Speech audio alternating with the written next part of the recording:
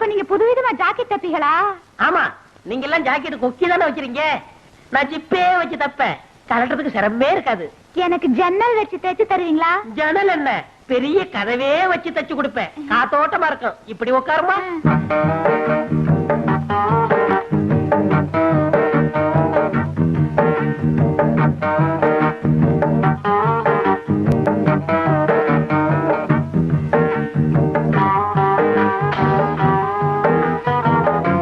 நீங்க நெளிச்சா எனக்கு எப்படி சரியான அளவு தெரியும்.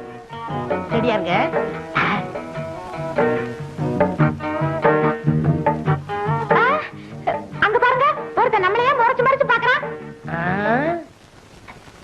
கொஞ்சம் இரு, என் முதுவ மீறி எவன் உன்னை பார்க்க முடியும்னு பாக்குறேன். நீ மட்டும் சொல்லு, அவன் கைய கால உடைக்கட்டுமா? வேணாம். ஆமா, இதுக்கு முன்னாடி நான் உங்களை எங்கேயோ பாத்துருக்கேன்.